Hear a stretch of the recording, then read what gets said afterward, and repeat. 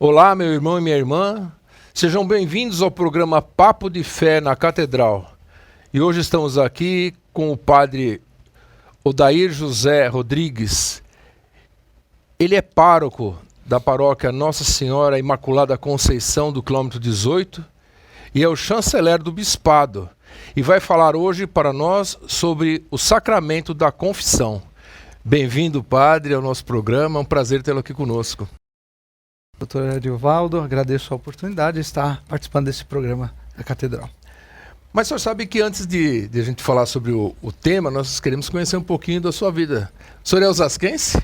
Não, eu nasci na Moca. Na Moca? Na Moca. Porém, meus pais já viviam aqui, não são daqui, são de origem nordestina, do estado do Piauí. Piauí? É, mas já moravam aqui em Osasco e eu, por acidente, nasci no Hospital da Moca, mas só foi o nascimento mesmo. Mas sempre morou aqui? Sempre morei aqui.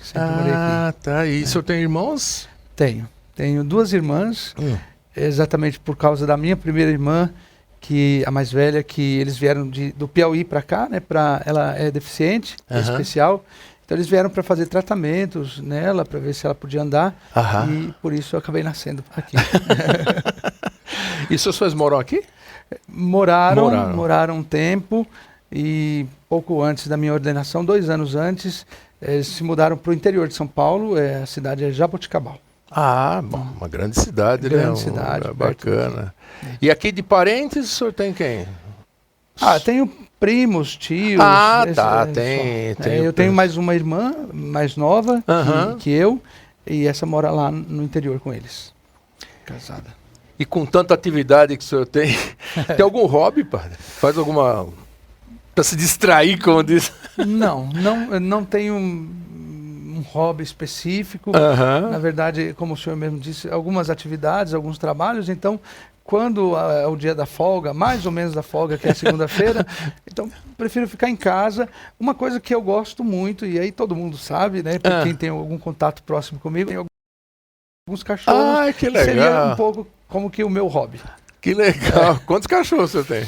Eu tenho 3. 3? 3 cachorros. Música, assim, qual gosto? Filmes? Gosto de música, bem eclético, nada muito específico. Nada especial. Claro que tem umas que a gente não escuta, né? E também filmes, não é mais... o meu hobby principal mesmo é cuidar da cachorrada. Cuidar da cachorrada lá. Sabe cozinhar? Não sei cozinhar.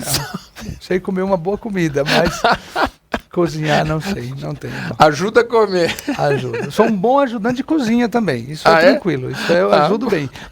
Se eu estou próximo, a cozinha não fica suja, mas cozinhar mesmo não tenho dom. O senhor tem alguma comida assim que o senhor não gosta de maneira alguma? Também não. Como de tudo, graças a Deus nada me faz mal, então é bem tranquilo nesse sentido. E a sua maior alegria na vida? Penso que uma das maiores foi a ordenação mesmo. Ordenação. O dia da minha ordenação foi um dia muito, muito especial e que eu guardo no coração, que eu trago sempre com muita alegria. O senhor se ordenou onde? Na catedral? Aqui na catedral, já há 23 anos atrás, agora dia 17 de novembro. Que legal. Completei 23 anos de ministério e...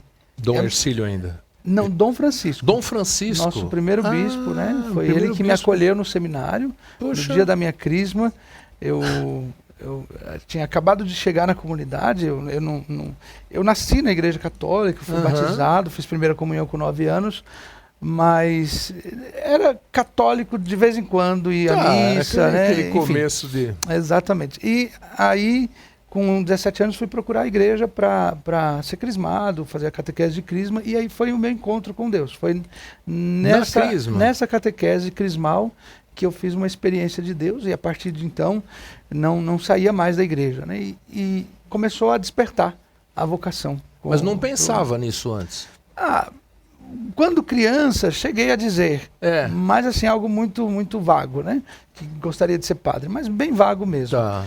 E aí nesse encontro inicial para a catequese de crisma, e depois no período de crisma é que eu me voltei totalmente para Deus, para a igreja, E no dia da minha crisma, o catequista já sabia que o Senhor estava chamando, estava tocando o coração. E aí ele disse ao bispo, Dom Francisco, né, estava celebrando a missa, presidindo a missa, e falou, olha, temos aqui um jovem que quer ser padre. Aí ele pediu para eu ir lá na frente, e aí já fez festa com aquele jeitão dele, né? E já me acolheu ali. Logo, meses depois, 3, 4 meses, eu já estava no seminário.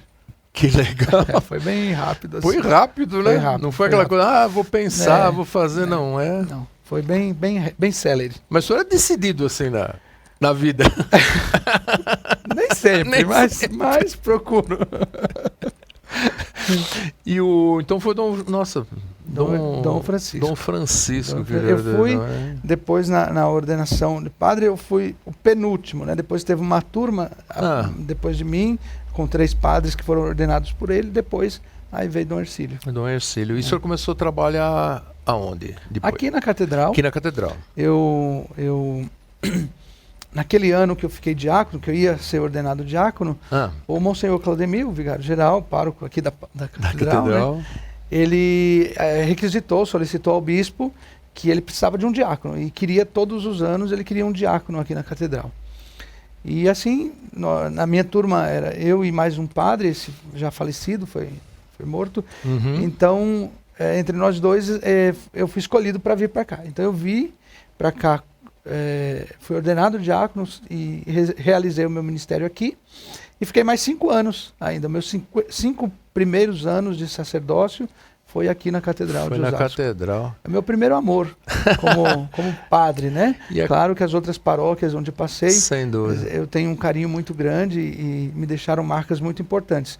Mas a Catedral, no meu ministério, é o meu primeiro amor. É a Igreja Mãe, né? Não mãe. tem como se esquecer, né? E a sua primeira missa foi aqui também? Foi aqui também. Na missa do domingo às 11 horas da manhã. Tava nervoso? Bastante. Eu fui ordenado na sexta, aí no sábado foi a primeira missa do outro padre, que foi ordenado comigo, foi em Cotia, eu fui lá, celebrei com ele a missa lá, e no domingo às 11 horas celebrei aqui no dia 19 de novembro de 2000. Mas deve ser uma sensação, né? Um dia especial. Uma emoção especial mesmo. Dia especial, com certeza. Que legal. Agora, o senhor é chanceler, né? Chanceler. Não sei se o nosso público conhece, né, essa figura do chanceler. Eu acho que seria importante o senhor colocar para nós o que é o chanceler. O nome é até difícil, né? Ninguém imagina o que é um chanceler dentro da igreja, né? Bom, dentro da organização da diocese, da cúria diocesana, então nós temos o bispo, né? Depois o vigário-geral da diocese, e na terceira figura, assim, no terceiro lugar, o chanceler do bispado, o chanceler da cúria, né? Tá.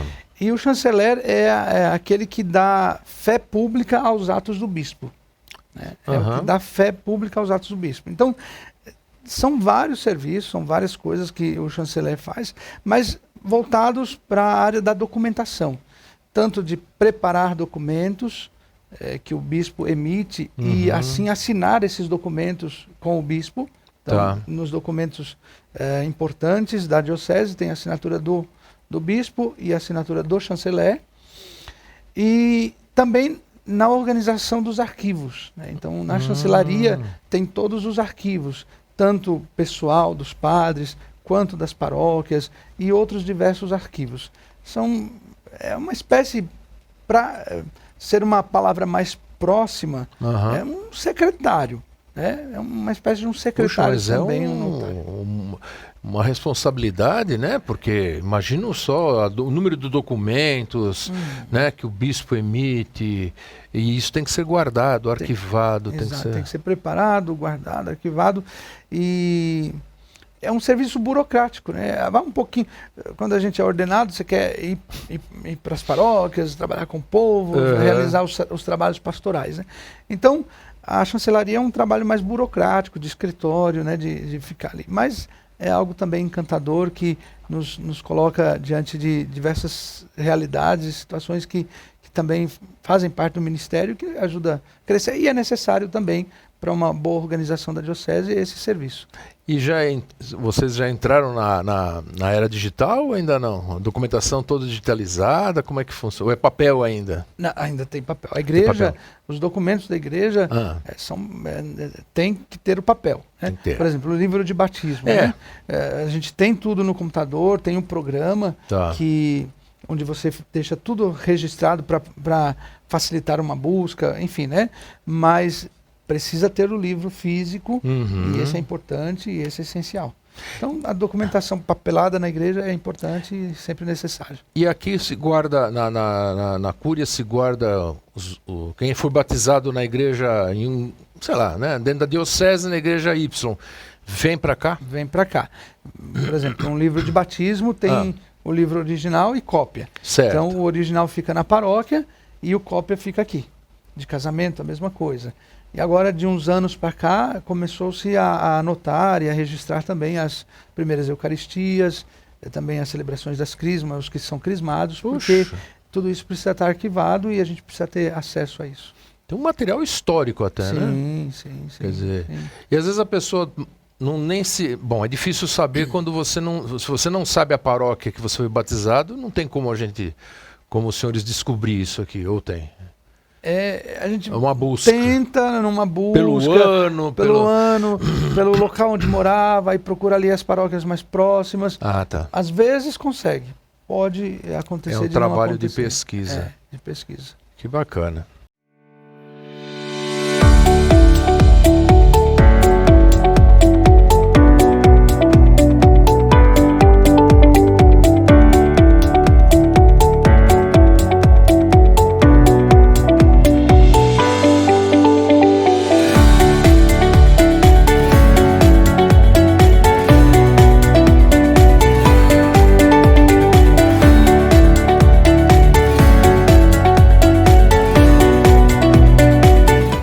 Padre, vamos então falar sobre o sacramento, né? Da confissão, né? Sim. E qual que é a importância espiritualmente para o fiel? O que é importante esse sacramento? A gente escuta falar tanta coisa, né? Eu gostaria que o senhor esclarecesse isso para nós. Sim, os sacramentos todos, né, são importantes. São sinais, né? Santo Agostinho fala, os sacramentos são sinais visíveis da graça de Deus que é invisível, né? Então, são os tesouros da igreja. Até outro dia eu escutava uma entrevista com a mãe do Carlo Acutis, que é o jovem que está em processo de canonização, né? E o repórter perguntava para ela, né, mas como um jovem, 14 anos, pode ser considerado santo? Né? E ela dizia assim, muito tranquila, né? Mas está tudo aí, a igreja nos dá tudo, né? São os sacramentos, né? Que são esses tesouros, são essas graças que Deus dá e que são necessários para esse caminho de santidade, que todos nós, né, como diz lá no Lumen Gentium, todos nós somos chamados a ser santos, a santidade. Né? E o sacramento da confissão é um deles. É um deles. E isso sente resistência ainda dos fiéis a esse sacramento? Talvez um pouco das pessoas mais maduras na igreja tem ainda uma certa resistência, né? Até pelo histórico, né? Algumas resistências estão na área do preconceito. Mas vou me confessar com um homem humano que é pecador como eu, tal. Tem essas resistências também. Mas um pouco a história do sacramento, porque quando eu fui ordenado padre, 23 anos atrás, nós éramos bem menos o número dos padres, né? Então, realmente, havia dificuldade, os padres corriam demais, era pouco acessível esse sacramento. Então, hoje já não, hoje os padres, nossa diocese, sobretudo, de um modo especial, tem muitos sacerdotes novos, que têm tempo para se dedicar mais ao atendimento de confissão, mas assim, todos, né, todos nós padres, é um dos compromissos que assumimos com a ordenação e também quando assumimos uma paróquia, né? Lá no documento que o chanceler prepara, diz lá, né, que os fiéis encontrem horários disponíveis, horários reservados para se aproximarem da reconciliação divina, né? Então, o padre tem que organizar a paróquia, tem que movimentar a paróquia de modo que tenha esse esse tempo, esse horário reservado, onde as pessoas seguramente possam buscar a graça do sacramento. Mas ainda tem resistência. Mas eu percebo, ao longo desses 23 anos de ministério, que tem mudado bastante. Até, às vezes, acaba indo para o outro extremo. Pessoas que vêm toda semana confessar, né? Enfim, né? Que aí existem algumas questões com relação a isso. Mas eu acho que tem maior abertura agora no nosso tempo.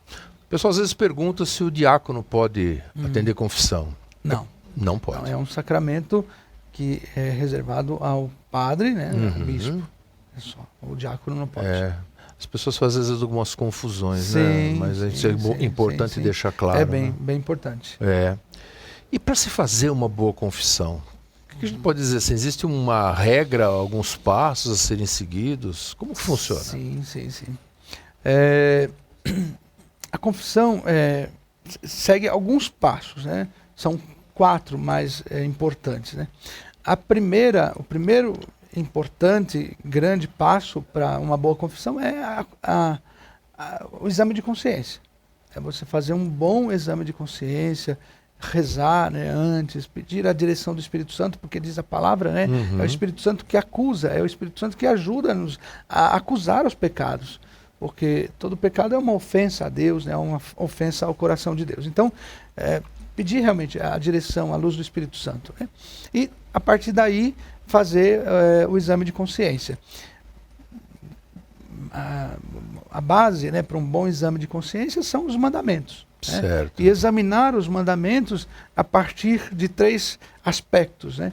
Que é a minha relação com Deus, a minha relação com o próximo e a minha relação comigo mesmo, né? Então são os 3, que aí está a base dos mandamentos. Amar a Deus sobre todas as coisas, ao próximo como a si mesmo. Depois do exame de consciência bem feito, é uma contrição perfeita, é um arrependimento. Porque às vezes a gente escuta esse termo, né? Eu vou lá no padre falar os pecados. Não é falar pecados. Eu vou lá acusar os pecados, eu vou lá confessar os pecados. Isso requer então o quê?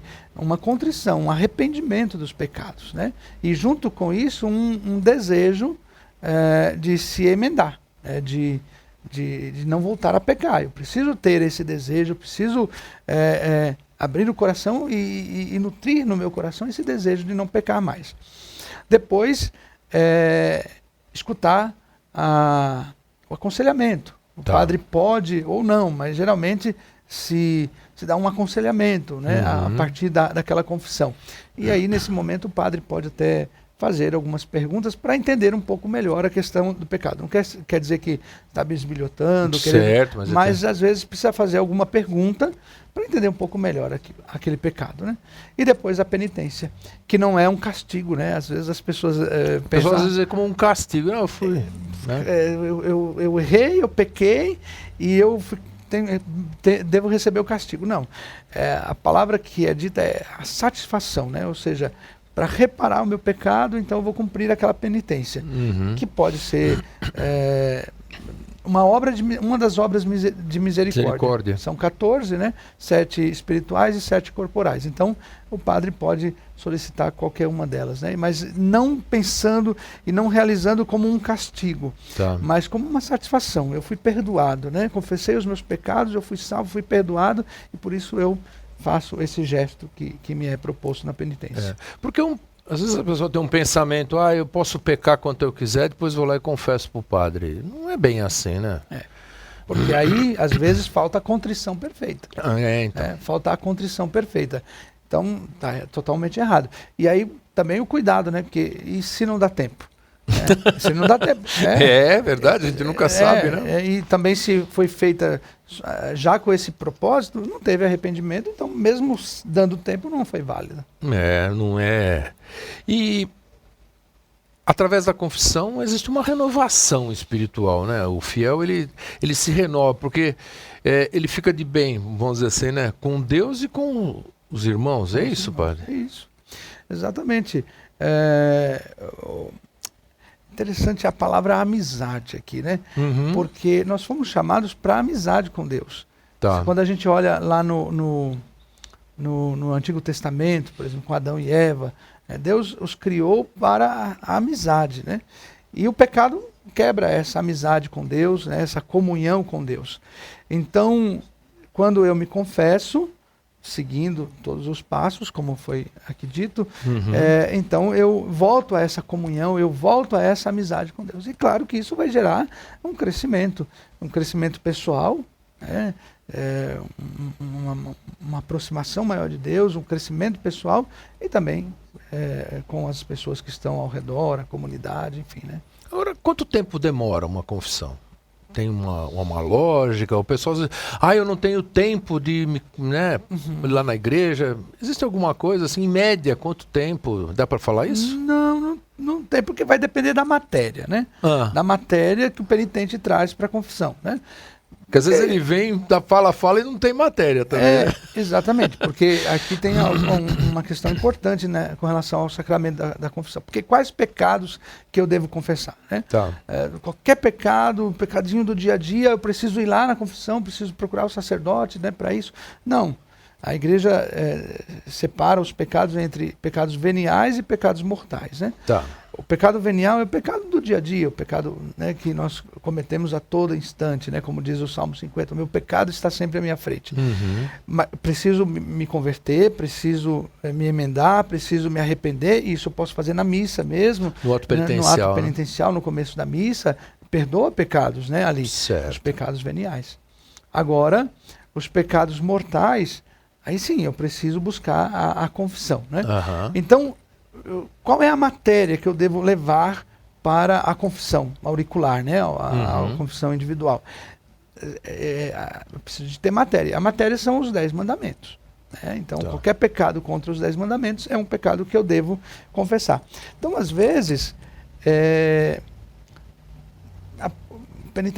o padre precisa dar uma atenção maior, né, nesse aconselhamento, nessa conversa. Então, a confissão demora um pouco mais. Mas, assim, existe uma diferença entre confissão e direção espiritual. Que hoje isso que eu ia lhe perguntar, porque tem as duas coisas. Tem, né? As duas coisas, porque às vezes a pessoa entra na fila da confissão e na verdade o que ela está precisando mais é uma direção espiritual. Tá. E a direção espiritual é importante, só que não deve pegar esse espaço da confissão, porque a confissão é algo mais rápido. Eu vou lá, acuso os pecados, na grande maioria não precisa ficar justificando, não precisa criar história para dizer o pecado, eu posso chegar e dizer, os meus pecados são esse. Pronto. E o padre, então, dá o aconselhamento e a absolvição. Agora, a direção espiritual, não. É interessante marcar um horário com o padre, dizer que o que quer é a direção espiritual, para que o padre possa separar ali um tempo maior, porque ali pode ser uma meia hora, 1 hora de conversa. E a paróquia, os padres, né, de modo geral, incentivam os fiéis à prática da confissão? Como que funciona isso? Como eu disse, difícil, ainda respondendo um pouco, pegando a mesma resposta de outra pergunta, os padres hoje, mais novos, eu percebo que têm falado mais. Aí, qualquer abertura que a palavra dá, que a liturgia tem dado, então você fala sobre isso, a importância de confessar. Eu mesmo diversas vezes na paróquia menciono na hora da homilia o valor que é a confissão, porque ficou durante muito tempo em desuso, as pessoas não, com o pensamento, né? Deus é bom, Deus é misericordioso. Deus é bom, Deus é misericordioso, fato, mas Deus é justo. Nós vimos no Evangelho de domingo passado. Né? Ele vem para julgar. O Evangelho de São Mateus, né? O Filho do Homem virá na glória do céu, vai separar as ovelhas dos cabritos. Então vai estabelecer a justiça, o julgamento. Né? Então, por conta disso, muita gente parou de confessar, muita gente confessa. Esses dias eu escutei de uma pessoa, padre, eu me confessei quando eu me casei. Parabéns, se casou agora, mês passado? Não, há 30 anos atrás. Quer dizer, se confessa uma vez na vida, né? E quando a igreja pede uma vez por ano, ao ano, ou toda vez que tiver um pecado mortal. Porque São Paulo, o texto mais antigo sobre a Eucaristia é a carta de São Paulo aos Coríntios, capítulo 11, né? E São Paulo, quando vai falar da Eucaristia, diz, né? Antes de se aproximar da mesa do Senhor, do banquete, né, da Eucaristia, cada um examine a sua consciência, né? Porque entre vocês há tantos que morreram e tantos outros estão doentes, porque comungam mal. Então, a gente precisa ter esse desejo de comungar bem, e então se preparar, e um dos pontos é a confissão, né? Então, não pode ser a cada 30 anos, uma vez na vida, né? Tem que ser uma vez por ano, como a igreja pede, ou toda vez que precisar. Que precisar. Agora, o padre não pode sair contando, né? Não. Os pecados, né, padre? Não, é sigilo, né? E aqui é uma questão... Nem por outro padre? Oi? Nem para outro padre? Não. Não pode. É sigilo e é excomunhão late sentença, ou seja, automática. Um padre que revela um segredo de confissão é excomunhão late sentença, ou seja, automática. Puxa. Então, jamais. Isso porque às vezes sagrado. as pessoas... Sigilo na confissão é muito sagrado. É sagrado. Às vezes as pessoas ficam preocupadas, né? Eu vou falar isso pro padre, o padre vai falar. Tem os dois lados nesse sentido. Tem aqueles que se preocupam achando que o padre pode em algum momento abrir, ou mesmo ali encontrou a pessoa no corredor e o padre vai falar, ei, e aí? Não tem nada disso. O padre não pode. Acabei de ouvir ali, né? O padre não pode nunca abordar o fiel, querer retomar aquilo, a não ser que o fiel, em confissão de novo, queira tocar naquele assunto. Mas o padre não pode, no corredor da igreja, e sobre aquilo lá que você confessou? Não pode. Não pode. Né? Agora, eu dizia, tem os dois lados, porque também tem muita gente que procura o padre, por quê? Porque sabe que ali vai ter o sigilo. Vai ter uma boa orientação, um bom conselho, a partir iluminado pela palavra de Deus, mas tem também o sigilo, coisa que a pessoa talvez não falaria para outra pessoa, para um amigo, para um pai, para uma mãe, e tem coragem de contar na confissão. Nossa, é pesado, não? Para o padre, né? Não, com certeza. Houve tanta coisa, né? Tanto é que a gente sai exausto, às vezes, dependendo do horário de confissão, se mais de 1 hora, 2 horas. Aqui na catedral mesmo, na Semana Santa, por exemplo, sexta-feira santa eu vim ajudar aqui, foram 3 horas diretas, ininterruptas de confissão, né? Para mim, tinham vários padres, né? E você sai pesado, mas com uma sensação boa, no sentido de ter ajudado muitas pessoas a voltarem a essa amizade com Deus, a se reconciliarem com o Senhor, né? Poder voltar à comunhão, né? Porque muitos, quando vêm buscar a confissão, já estão afastados da comunhão, da Eucaristia. Então, também pesado, cansa, mas é algo que traz uma satisfação. E é possível encorajar o fiel no momento da confissão, sabe, para ele ter força de caminho? Porque às vezes comete-se um pecado e a pessoa se sente fragilizada, né? Sim. É possível isso na cultura? É essencial, né? Do sacerdote como um diretor espiritual, né? Como confessor, né? De animar o fiel, né? A lutar, a pelejar, né? Pela santidade, a lutar pela vida cristã, né? Então, na parte do aconselhamento entra bastante claro, importante e necessário esse encorajamento. A gente ouve falar em confissão comunitária. Como é que funciona isso, padre?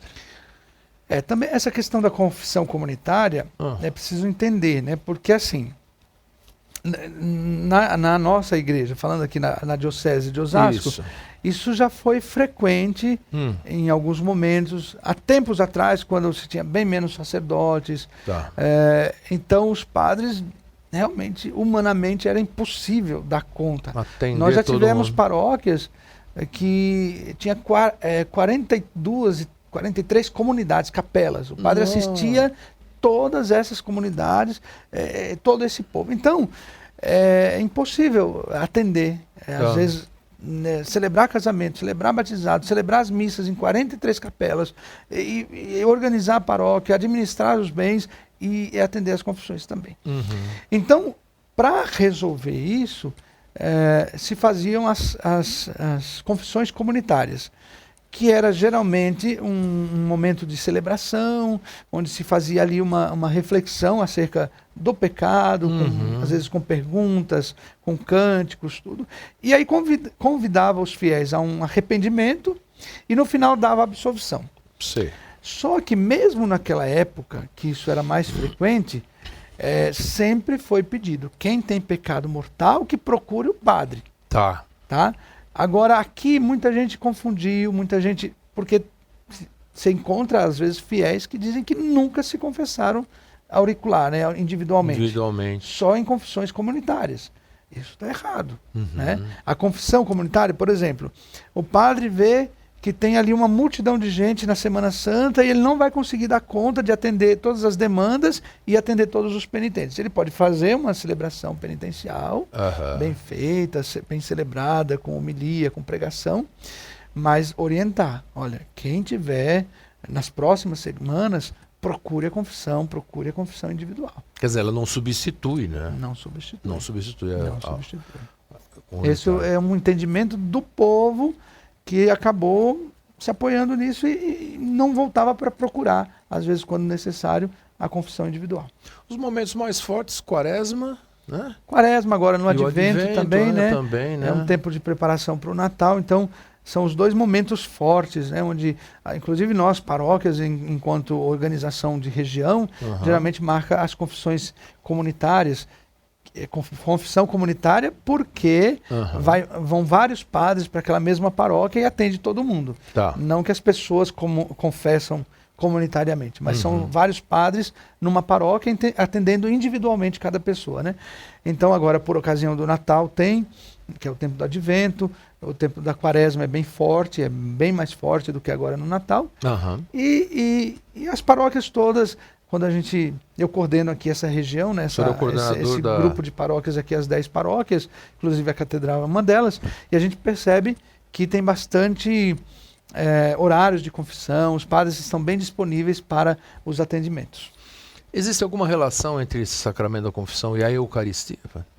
Total, né? Porque a pessoa que perdeu essa amizade com Deus, através de um pecado grave, ela está impedida de se aproximar do sacramento da Eucaristia, né? Como eu citei a carta de São Paulo aos Coríntios, né?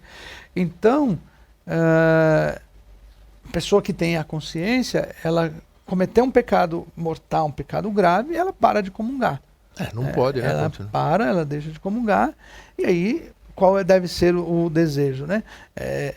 E o compromisso. Logo procurar a confissão, né? Não ficar demorando, deixando, né? Mas procurar logo a confissão para poder voltar a comungar.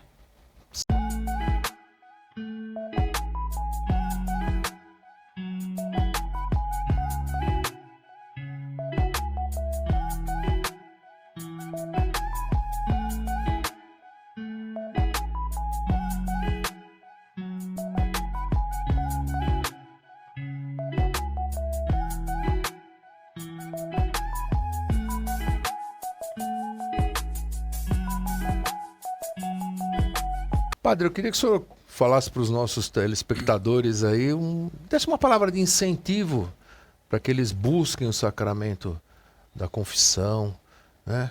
Porque eu acho que ninguém merece, né, cometer um pecado. Nós somos humanos e nós erramos, mas a gente sempre tem que contar com a misericórdia de Deus e através desse sacramento. Mais uma vez, a gente pode perceber, né, nesse sacramento o grande amor de Deus por nós, a sua misericórdia, né? Então, até nisso o Senhor se preocupou, né, em deixar esse sacramento como um sinal para que a gente possa, como o Senhor mesmo disse, somos humanos, frágeis, débeis, buscar essa misericórdia e voltar a essa amizade com Deus, né? Me vem aqui na memória, no coração, uma palavra que eu escutei de um padre aqui da Catedral, o padre Vinícius, que foi o ano passado celebrar a novena da Imaculada Conceição lá na nossa paróquia. Ele dizia assim, em algum momento da homilia, ele falando sobre a confissão e incentivando os fiéis a buscarem naquele momento, que é esse momento agora da novena da Imaculada, a buscar a confissão. E ele dizia assim, a confissão é o único tribunal em que a pessoa chega, confessa os seus pecados e sai perdoado. E é isso mesmo que acontece, né? Você sai perdoado. Você não sai condenado, você sai perdoado. Então a palavra de incentivo a todos que acompanham o programa, aos internautas, é que pensem nisso. É um tribunal, a confissão é um tribunal que você recebe o perdão. Você não é condenado. É o abraço de Deus. É a parábola do Evangelho de São Lucas, capítulo 15, do filho pródigo, né? O pai que avista o filho de longe, corre-lhe ao encontro, o beija, o abraça, dá uma túnica nova, sandálias, anel, e faz uma grande festa. Aí o que acontece na confissão é isso. É o abraço de Deus, é o abraço do Pai que passa pelo ministério do Padre, né, e dando dignidade para aquele que se confessou, porque o pecado faz perder essa dignidade, e a confissão resgata essa dignidade de ser filho de Deus, de ser amado por Deus, né? Então, é importante isso, né? E confiar mesmo na misericórdia de Deus, porque às vezes uma das grandes dificuldades que se tem é que o penitente não se perdoa, e às vezes para mostrar para Deus que ele está arrependido, confessa aquele mesmo pecado, um pecado que já foi confessado, um pecado que ele não cometeu mais. Em todas as confissões que ele vai fazer, ele confessa de novo. Não precisa, a gente precisa confiar na misericórdia de Deus. Um pecado confessado é um pecado perdoado, não precisa mais confessá-lo novamente, a não ser que o tenha cometido de novo. Senão, não precisa mais. Confessou, está perdoado. E Deus não é como nós, que nós confessamos, nós perdoamos, mas nos lembramos. Deus não. Deus perdoa e esquece. E ele jamais deixa perdida aquela ovelha, né? Exatamente. Sempre traz ela para o rebanho, né? É isso mesmo. Padre, eu quero agradecer assim de coração a sua presença aqui. Eu acho que esclareceu muito, né, esse tema. As pessoas muitas vezes têm uma dificuldade de entender. Eu acho que isso ficou bem claro. Então quero agradecer e pedir para o senhor também uma bênção aqui para nós. Amém.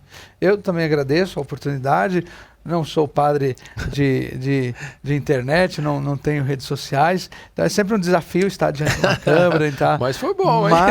Mas agradeço a oportunidade. A gente precisa se lançar, precisa encarar os desafios, né, do tempo presente, e parabenizo, né, ao senhor, né, e a toda a catedral, o Monsenhor Claudemir, e todos os que colaboram aqui com esse programa, porque, de fato, ontem alguém me perguntava na casa de um paroquiano: padre, como que o senhor vê aí os padres que estão na mídia e toda essa exposição da igreja, né?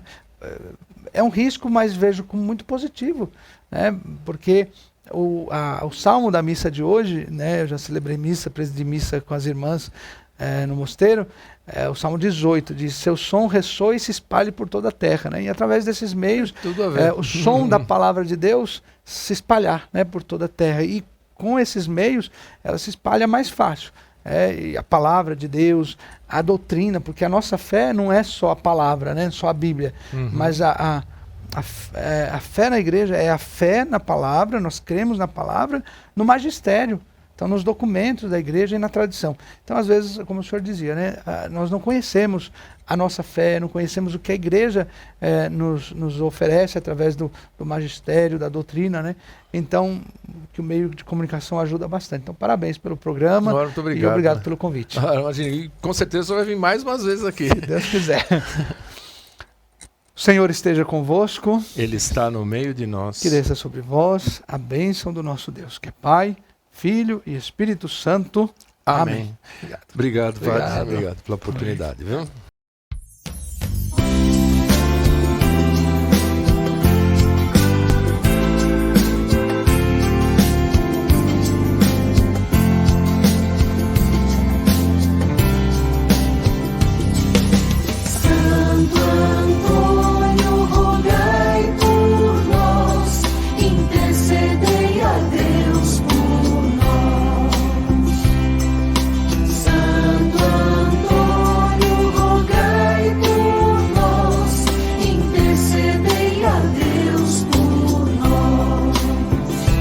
Pregador do Evangelho, intercedei pelo povo abandonado, intercedei para sermos mensageiros intercedei da justiça e da esperança. intercedei